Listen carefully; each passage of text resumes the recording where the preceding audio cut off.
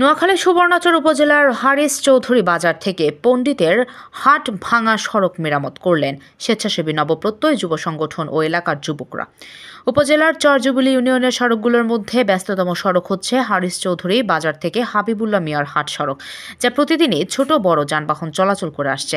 সেই সড়কে জায়গায় জায়গায় ছোট বড় গর্তের ফলে ঝুঁকি নিয়ে চলছে যানবাহন। বিভিন্ন স্থানে বৃষ্টির পানিতে বড় বড় গর্ত সৃষ্টি হয়, তা খান খন্দকে পরিণত হয়ে পড়ে, যার কারণে ওই স্থানগুলো দিয়ে বিভিন্ন যানবাহন চলাচলে অনেক দুর্ভোগ পোহাতে হয় চালক ও পথচারীদের।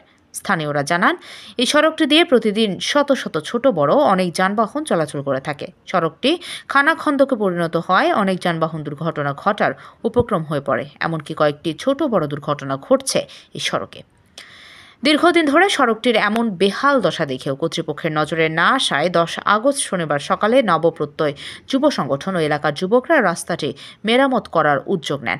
তারা সেখানে নিজেদের অর্থায়নে ইটের ব্যবস্থা করে সড়কের ভাঙা স্থানে বিছিয়ে দিয়ে তা মেরামত করে।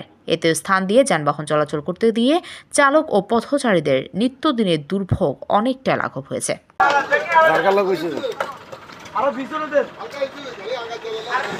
ওই সংগঠনের সদস্যরা কর্তৃপক্ষের দৃষ্টি আকর্ষণ করে বলেন, বেহাল দশা থেকে সাময়িক মেরামত করে চলাচলের উপযোগী করার জন্য আমরা ইট ফেলে কিছুটা চেষ্টা করেছি।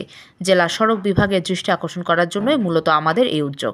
আমরা আশা করি কর্তৃপক্ষ বিষয়টি গুরুত্বের সাথে বিবেচনা করে সড়ক মেরামতের পদক্ষেপ গ্রহণ করবেন।